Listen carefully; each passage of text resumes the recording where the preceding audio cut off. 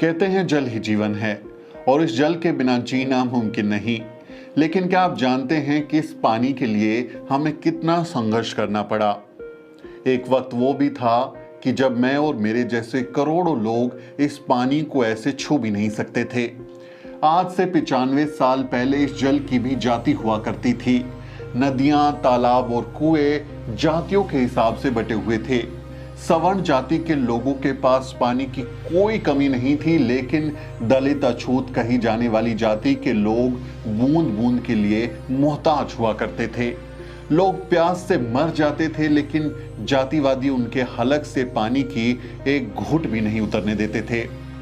उन तालाबों से कुत्ते, बिल्ली से लेकर गाय, भैंस तक सब पानी पी सकते थे, लेकिन किसी दलित को पानी पीने का हक नहीं था। लेकिन ब्राह्मणवादियों ने जो पानी का बंटवारा किया था, इंसान और इंसान में भेद किया था, उस घटिया प्रथा और मनुवादी सोच के खिलाफ बाबा साहेब डॉक्टर अंबेडकर ने ऐसा विद्रोह किया कि मनुवाद की जड़ें हिल गई। तारीख थी 20 मार्च 1927। दोपहर का वक्त था। सूरज की किरणें तालाब के पानी पर पड़ती तो वह चमक उठती। तालाब की सीढ़ियों से एक हुजूम नीचे उतर रहा था। सबसे पहले डॉक्टर अंबेडकर तालाब की सीढ़ियों से नीचे उतरे। उन्होंने नीचे झुककर अपने हाथ से पानी को टच किया। यही वो ऐतिहासिक पल था जिसने एक क्रांति को जन्म दे दिया।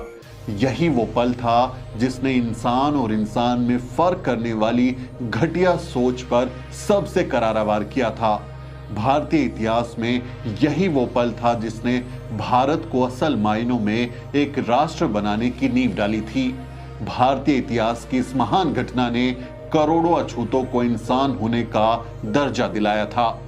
अंग्रेजी शासन काल में सन 1924 में महाराष्ट्र के समाज सुधारक एस.के. बोले ने बंबई विधानमंडल में एक विधेयक पारित करवाया, जिसमें सरकार द्वारा संचालित संस्थाओं जैसे अदालत, स्कूल, हॉस्पिटल, पनघट, तालाब जैसे सार्वजनिक स्थानों पर अछूतों को प्रवेश और उनके उपयोग करने का आदेश दिया गया। कोलाबा जिले के महाड़ में स्थित चवदार तालाब में ईसाई, मुसलमान, पारसी, पशु, यहां तक कि कुत्ते भी तालाब के पानी का उपयोग करते थे, लेकिन अछूतों को यहां पानी पीने की भी इजाजत नहीं थी। लेकिन सवर्ण हिंदुओं ने नगर पालिका के आदेश को भी मानने से इनकार कर दिया। विधेयक पारित होने के बावजूद जातिवादी सवर्ण हिंदुओं ने अछूतों को सार्वजनिक तालाबों और कुओं से पानी नहीं पीने दिया। डॉक्टर अंबेडकर कहा करते थे कि अधिकार मांगने से नहीं मिलते, बल्कि अपने अधिकारों को छीनना पड़ता है। बंबई विधानमंडल से तो अछूतों को सार्वजनिक जगहों से पानी पीने का हक तो मिल गया था, लेकिन ब्राह्मणवादियों ने उन्हें पानी को छूने तक भी नहीं दिया था। इसलिए बाबा साहब डॉक्टर अंबेडकर भी अधिकार मांगने की जगह अपने अधिकार को छीनने के लिए निकल पड़े। अछूतों के अधिकारों को छीन लेने का समय अब आ गया था। ये सोचकर डॉक्टर अंबेडकर ने अपने सहयोगियों के साथ 19-20 मार्च 1927 को महाड़ के चवदार तालाब को मुक्त कराने के लिए सत्याग्रह करने का फैसला किया। इसके लिए महाड़ के वीरेश्वर थिएटर में एक सम्मेलन का आयोजन किया गया था। इस सम्मेलन में करीब 5000 महिला और पुरुष इस सत्याग्रह के लिए शामिल होने आए थे। महाड़ कूच करने से पहले बाबा साहेब ने कहा था, 3 चीजों को तुम्हें छोड़ना होगा। उन कथित गंदे पेशों को छोड़ना होगा जिनके कारण तुम पर लांछन लगाए जाते हैं। दूसरा काम ये करना होगा कि मरे हुए जानवरों का मांस खाने की परंपरा को भी छोड़ना होगा। और सबसे अहम और तीसरी बात यह है कि तुम्हें उस मानसिकता से मुक्त होना होगा कि तुम अछूत हो। उन्होंने पीने के पानी पर सबके समान हक की बात दोहराते हुए कहा, क्या यहाँ हम इसलिए आए हैं कि हमें पीने के लिए पानी मैसर नहीं होता? क्या यहाँ हम इसलिए आए हैं कि यहाँ के जायकेदार कहलाने वाले पानी के हम प्यासे हैं? नहीं, दरअसल इंसान होने का हमारा हक जताने हम यहाँ आए हैं। 20 मार्च की सुबह बाबा साहेब की अगुवाई में लगभग 5000 लोग शांतिपूर्ण तरीके से चवदार तालाब की ओर बढ़े। सभी लोग नारे लगा रहे थे, समानता की जय, शिवाजी महाराज की जय। सबसे पहले डॉक्टर अंबेडकर तालाब की सीढ़ियों से उतरे। सबसे पहले बाबा साहेब ने पानी में हाथ डाला और एक अंजलि भरकर पानी निकाला और उन्होंने कहा, इस पानी को पीने से हम अमर नहीं हो जाएंगे, लेकिन इससे ये साबित होगा कि हम भी इंसान हैं। इसके बाद उन्होंने अपनी पानी की घूंट भरी और फिर सभी लोगों ने पानी पी लिया। भारत के इतिहास में ये पहली घटना थी जब अछूतों ने सार्वजनिक तालाबों से पानी पिया था। यह अछूतों के लिए एक ऐतिहासिक क्षण था। वसुधैव कुटुंबकम, सनातनी परंपरा और कभी विश्व गुरु होने की दुहाई देने वाला भारतीय समाज असल मायनों में असंख्य जातियों और वर्गों में बटा हुआ है।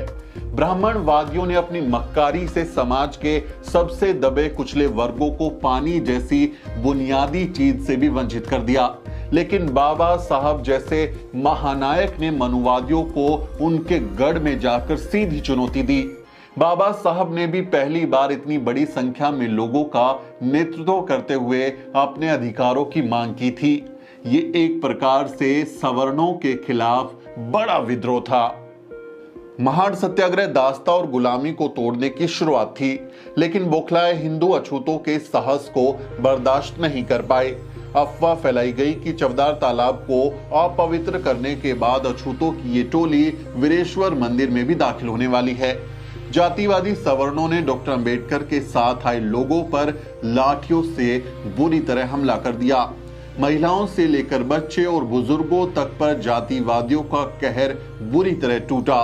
डॉक्टर अंबेडकर ने हिंसा का रास्ता अपनाने से मना किया। उन्होंने अपने लोगों को किसी तरह शांत रखा। इस हमले में बहुत से लोग घायल हो गए।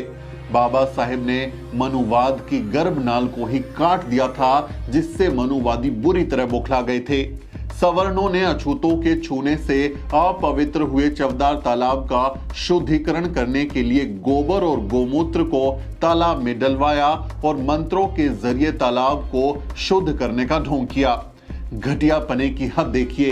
ये लोग तालाब में गोमूत्र डाल रहे थे, गाय के मूत को पी रहे थे, लेकिन किसी दलित का छुआ पानी इनके हलक में अटक जाता था।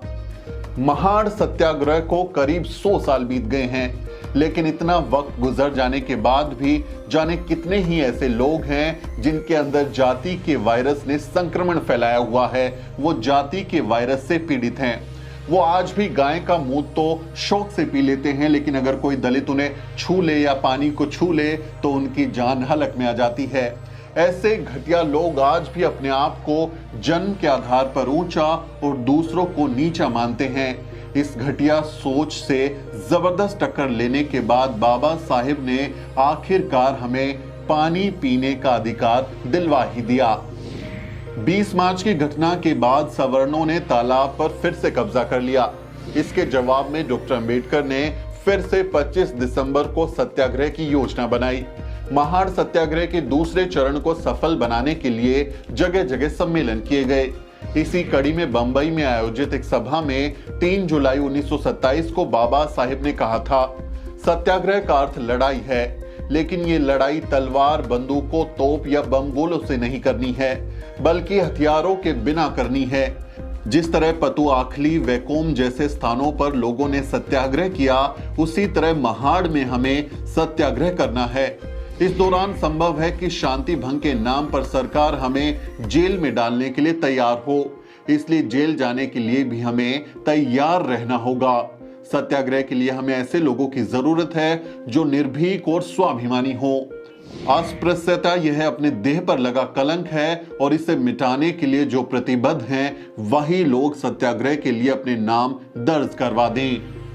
बाबा साहेब के बुलावे पर हजारों लोग फिर से सत्याग्रह के लिए इकट्ठा हुए, लेकिन पुलिस ने हालात बिगड़ने की आशंका के मद्देनजर उन्हें आगे नहीं बढ़ने दिया। मजबूरी में महाड़ सत्याग्रह का दूसरा चरण रद्द करना पड़ा, लेकिन इसके बाद डॉक्टर अंबेडकर ने कानून का सहारा लिया। डॉक्टर अंबेडकर ने बंबई हाई कोर्ट में करीब 10 साल तक ये लड़ाई लड़ी और आखिरकार 17 दिसंबर 1936 को अछूतों को चवदार तालाब में पानी पीने का कानूनी अधिकार मिल गया। हाई कोर्ट ने यह फैसला सुनाया कि अब सार्वजनिक स्थानों पर कोई भी पानी पी सकता है। अछूतों के लिए ये एक ऐतिहासिक जीत थी। डॉक्टर अंबेडकर पानी जैसी बुनियादी चीज के लिए लड़ रहे थे, लेकिन उस समय के तमाम बुद्धिजीवी और समाज सुधारकों ने उनकी इस लड़ाई में कोई साथ नहीं दिया। शायद उन सवर्ण समाज सुधारकों के लिए इतनी बड़ी आबादी का पानी के लिए तरसना कोई बड़ी बात नहीं रही होगी। यहां तक कि उस समय के मीडिया ने भी बाबा साहब और उनके आंदोलन के खिलाफ खुलकर जहर उगला। अछूतों के इस ऐतिहासिक विद्रोह के प्रति मीडिया ने कट्टर जातिवादी रुख अपनाया। तमाम अखबारों ने डॉक्टर अंबेडकर के इस बागी तेवर के खिलाफ आग उगलना शुरू कर दिया। सनातनी हिंदुओं का एक समूह भाला नाम से अखबार निकालता था।